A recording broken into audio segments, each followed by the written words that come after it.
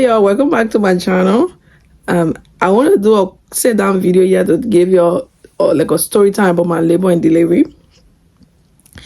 Hopefully it's gonna be a quick video. Let's start the story. When I was around 37 weeks, I started seeing my doctor every week because usually pregnant women deliver between 37 to 40 weeks. So I started seeing my doctor every week. During my 37-week visit, she asked me if I want to do a survey check to see if I'm dilating or I'm in phasing. I told her I wasn't really interested, so I turned it down. I went for my 38-week appointment.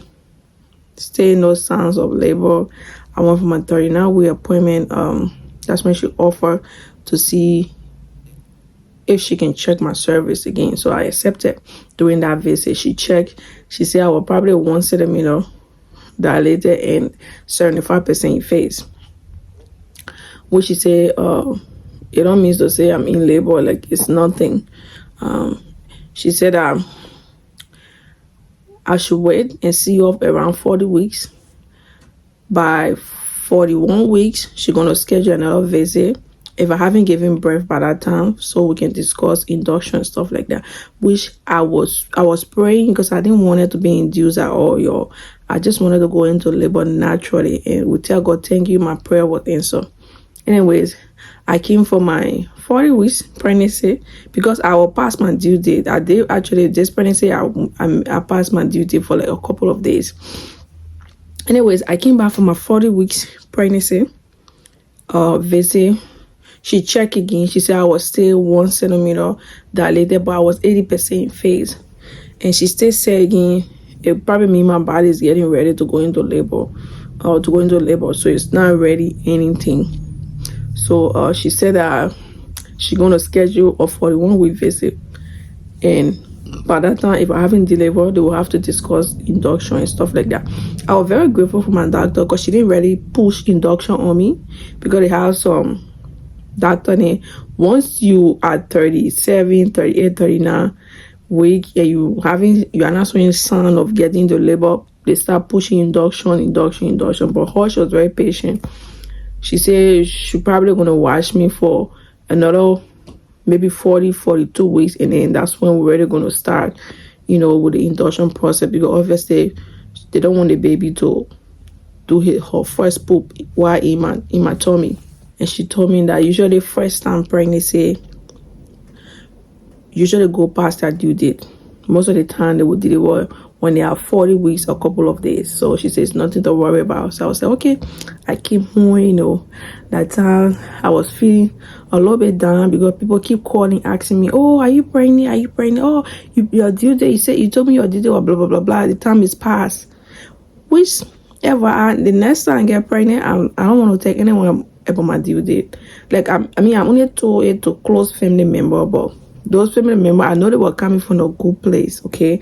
But like I was so emotionally vulnerable that I just feel like it wasn't cool that it just kept calling. Like, if I deliver, I would let you know, yo.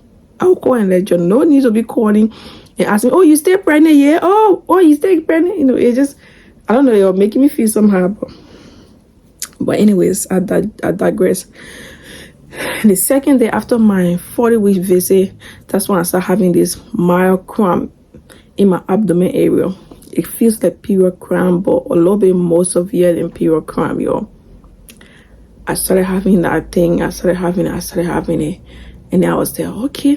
The night of, I think on the 4th, I was like 3 days past my due date, the night of the third day. When I called my doctor office, I told them what is happening. And I also let them know, because during that night, I also lost my mucus plug. I went to use the restroom. When I wept, I just saw this thick, slimy looking mucus plug in my hand. It have like tinged blood in it. Usually that's how the mucus plug look. And usually when you lose your mucus plug, it don't necessarily mean you're going to go into labor right away. It can take a while for you to actually go into labor. So I called him. I told him, I said, oh, I just lost my mucus plug and I'm having this period like cramp on my abdomen that is radiating to my back. You know, it will come, it will start from my pelvic region and then will spread up and then go to my back. And then the nurse I talked to, she didn't really describe how contraction feel like, because this was my first pregnancy. Obviously, I don't know how contraction feels. So she asked me, she was like, "Oh, is your stomach tightening? Are you feeling your stomach tightening?" My stomach wasn't tightening. I was just feeling pure cramps, severe pure cramps that start for honor and they were radiating to my back. So I was like, because at first I thought I was experiencing contraction, but then when she explained the contraction, asking me about my stomach tightening, and then I started getting confused. I'm like, okay, if I'm not having contraction, then what is it I'm having? She said, "Oh, probably your body just getting ready to go into labor, labor." I was like, I thought all this while I've been having contraction here and there, but so if you're saying I'm not having contraction and my body is probably getting ready for labor, I don't know what that is. But then she said, "Oh, continue. If you feel anything or you have any more questions, you should call us." I also talked to the on-call doctor. And she told me, say, "Oh, my body is getting ready to go into labor." That's all she told me. I was like, all right. So I hung up the phone that night. I didn't sleep at all. I keep having the period or cramp-like feeling. I keep having it back to back. It was not like consistent, but it was coming irregularly. It will come like every 30 minutes or every couple of minutes, like 15 minutes, you know. It was sporadic, if that makes sense. And it was getting very, very painful. The following day, during the daytime, because I was moving around, I really didn't feel the pain. But during the nighttime, that's when I really feel the pain, because obviously I'm trying to lay down and sleep and rest. So I'm paying attention more to my body and I'm feeling it more. Anyways, I called my doctor again that night because I kept having this pain and it kept getting worse. So I called her. I'm like, if I'm not in labor or whatever I'm experiencing is not contraction, I would like to go to the hospital for them to check me, because I don't know why I'm feeling like this. Like, I'm feeling severe pure pain. That's how I was describing it, because I already didn't know how contraction feels like. That's how it feels to me. Anyways, it feels like when I'm on my period, but even more worse than my period pain, because it would start from down and then spread to my back, and then my skin will get like, you can feel like a hot, you know, like something hot crawling under your skin type of sensation. Anyways, she said she sent me to the hospital. I went to the triage. They put me on the monitor, and they was checking the baby heart rate. They also put me on the control monitor where it will monitor the heart rate and also your contraction. The nurse practitioner came in. She checked my cervix. She said I was 2 centimeters dilated and I was 80%. I think she said I know 80 or 85% in phase.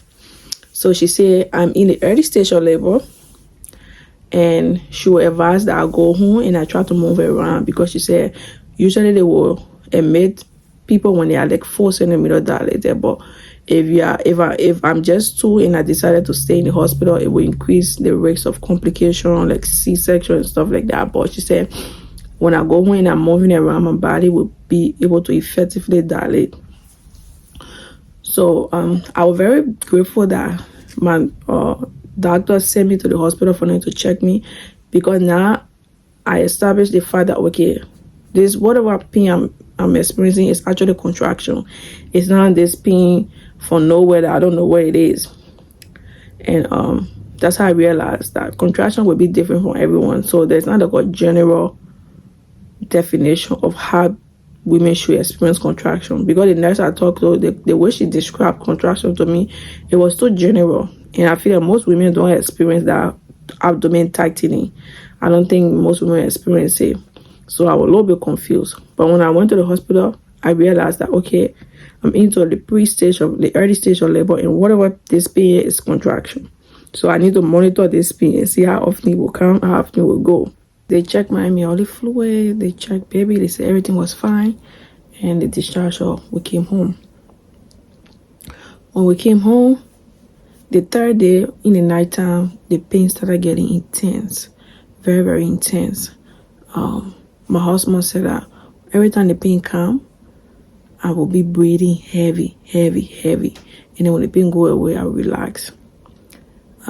Around 1 to 2 the following morning, that time, like I was so out of it. I was like out of it. I wasn't even thinking about counting the contraction, all those things. So my husband started counting my contraction new to me. After like 2-3 hours, he was like, I need to take you to the hospital. Because when we're in the hospital, the nurse practitioner said that when you start having contraction every 2 to 3 minutes consistently for like 1 or 2 hours, it means to say you are probably in active labor. So you need to come to the hospital. I was like, oh, I don't want to go. They're probably just going to send me back home and stuff like that. He's like, no, we need to go to the hospital. We went to the hospital. Where I went to the triage. They checked me. I was, I think, 4 or 5 centimeters dilated, and I was 90% phase. Usually, you have to be 4 centimeters at least dilated for them to admit you to the hospital. They admitted me. I was in a triage for like 1 to 2 hours waiting for my nurse, the labor and delivery nurse that was going to take care of me, to come. When she came, they transferred me straight to the labor and delivery unit. Like I was, by that time I was so tired. I haven't slept for 3 days. I've been experiencing this contraction for 3 days now. My body was tense and I was fatigued. Like I was just so exhausted. I had this deep bone exhaustion. Like I was so tired. When my labor and delivery nurse, she was so nice. She was awesome. She know her stuff. She got me settled in the bed, everything and stuff like that.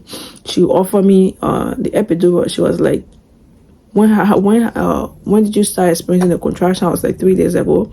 She's like, so you've been experiencing contraction for the past 3 days? I was like, yeah. She said, you look very tense and you are not dilating fast enough. So she suggested that if I want, I can take epidural. It will help me relax for me to dilate faster. She also said that for dilation to happen, your body needs to be relaxed. Once your body is relaxed, dilation can happen fast, smooth, easy. But I was so tense, tired, and exhausted that I wasn't dilating fast. That's what she said. At this point, I wasn't really thinking about the pros and cons of epidural. Like, I mean, the time I just got pregnant, I was like, oh, I'm going to do natural labor, blah, blah, blah, blah. But I've been experiencing this pain for 4 days. I was looking for anything to give me at least 30 minutes of sleep and some rest. So I was there, you know what? Bring that juice. Wash. Let them put it in my bag. So she called the anesthesiology. The guy came the epidural quick and easy. I mean, they felt pressure that obviously they're putting a big old needle in my back. But I wasn't even thinking, like, I need something, I just need to sleep. Like, I need to sleep. Anyway, he put the inner side of the epidural, they hang the stuff, everything, it started running. Like, my contraction went away, but I was still feeling, it didn't go away completely.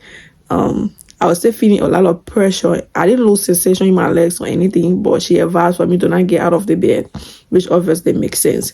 But I could still feel my legs. Yeah, I could still feel the contraction, especially when I got to my transitional phase of labor. I could still feel contraction, but it was not like the way it was before the epidural. Wow, I literally used to stop and try to be breathing through it because it was just so damn painful.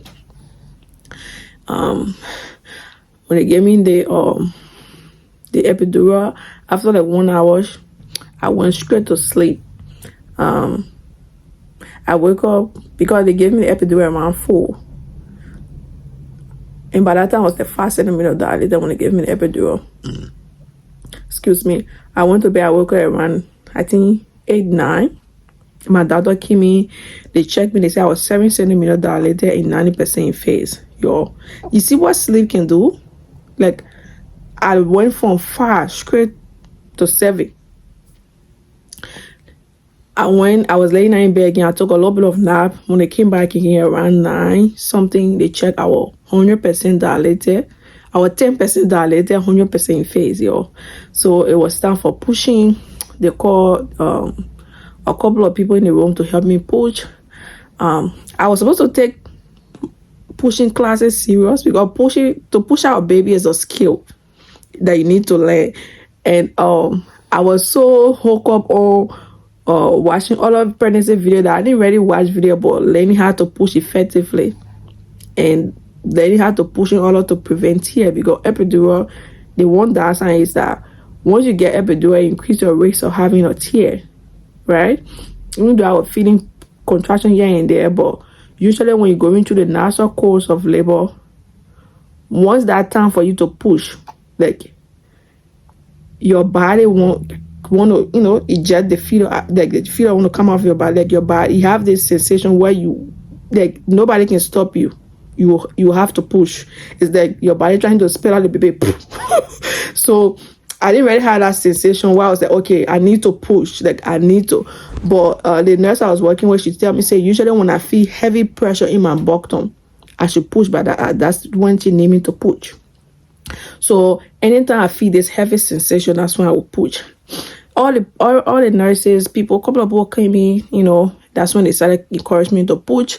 I pushed for like 30 minutes. At first, I had to get a hang of it, you know what I mean? My nurse was like, oh, you can do it. You almost there. The baby here is there. My husband looked so traumatized, standing in the corner and trying to encourage me. At the same time, he looked so traumatized. He was there, wiping my face. Oh, you can do it, blah, blah, blah. I was there. I know I'm not really pushing like the way I want me to push.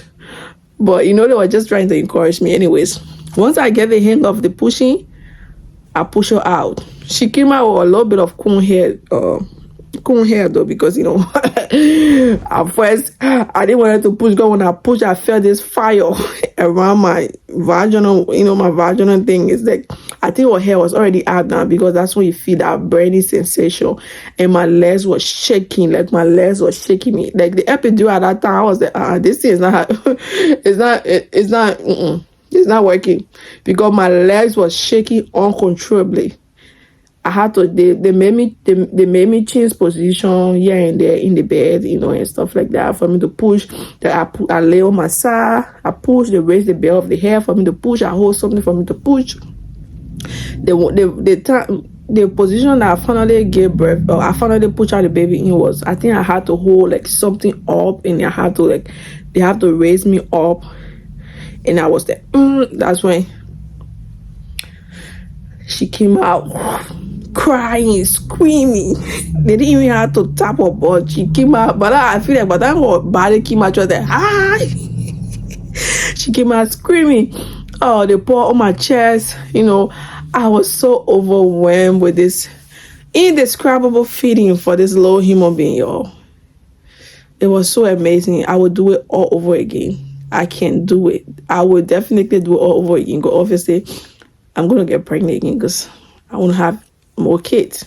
But it was so surreal. They pour on my chest, and then for a while they lash her. She came, like her latching her was just easy. I mean, it's like she had this instinct. She found my neighbor, zoop, she was on it, sucking. Anyway, they took her away later on. Oh, they asked me to cut the umbilical cord. My husband was too scared. He don't like too much blood. So I said I want to cut it. So I cut the umbilical cord, everything. They wait for a little bit, because usually this best practice that you have to wait for maybe a couple of minutes before you cut the umbilical cord, because you want to give the baby more nutrient and most blood, whatever. They have the name there for it. So I did tell my nurse that I wanted to wait a little bit before I cut the umbilical cord. She said, oh, we have that practice that we implement in the hospital. Yeah. Anyways, they wait for a little bit. Did they call clamping? Is that how they call it? Anyways, after we do the bone and stuff like that, they asked me to cut the umbilical cord. I cut it. It didn't stay long. I push out the placenta. I push it out. They cleaning up. I had a little bit of tear. That one of the downside to epidural, like I said before. Usually, you are more prone to getting tear if you're gonna do epidural. But my tear wasn't much. I think I was like, they say, how many degrees? One, two. I think 1, 2. Just a little bit of tear I had. The doctor said, oh, you just have a little bit of tear. They stitched me up quite, clean me already nice. I got settled in. And baby was doing fine. Baby Apgar school was amazing. She was crying. She was doing good. She latched very well. Everything was good, y'all. And I went to the restroom, put my power on everything, y'all. That first walk to the restroom after giving birth, that's something that you need to do a case study on. That's what I'm going to say. Because I was there, oh boy. I thought my legs were going to feel wobbly. Because I had epidural. But my legs, actually I could feel my legs throughout that epidural. Like I could feel my legs. Like I stood up. I was a little bit wobbly because I feel like my butt felt so sore. Like my bottom was sore as heck. So that's more of why I was focusing on than actually my legs. But I could walk far away, clean up. My nurse helped me put on my pad. She was such an amazing nurse. I'll always remember her, and if I get to see her, I would tell her thank you so many times, because she did very well for me. She cleaned me out everything, and then she sent me to the postpartum unit. I delivered on the 31st, and I spent like I think 1 or 2 days in the postpartum unit. They discharged me on January 3rd. We came home. Well, that's the story. I was in labor for 3 days, y'all. 3 freaking days. But I bless God, and I tell God, I tell God, thank you for carrying me through the pregnancy and bringing me out of it safely. My pregnancy was healthy. I didn't have no gestational diabetes, no hypertension, nothing. Besides the regular normal pregnancy symptom, I didn't have anything out of the norm. So that's something to be very thankful for. And now I look at women, and especially mother, in a very different light, especially my mom, because my mom had like, I think 11, 12 kids. I'm from a very large family. I'm the last born for my parents. So I kind of look at my mom differently, because I can't believe you go through this thing now 1, 2, 3, but 11, about 12 times. Your respect to you. And mother, we are very amazing. We are very special, y'all. To be able to create life in your body is something that, like, it's something awesome, like it's something that it make you feel like a superhero. It's like, I have a baby, like I push out a baby out of this body. Like I created an entire baby, my husband and I push it out. Or entire human being. Like that's crazy, right? Anyways, that's my labor and delivery video, y'all. I hope I didn't bore y'all, but oof, breastfeeding is doing fine, baby is doing fine, and I'm gonna stop talking and I'm gonna tell you goodbye. Thank you for watching. Don't forget to subscribe, hit the notification bell, and share the video. So thank you. Bye.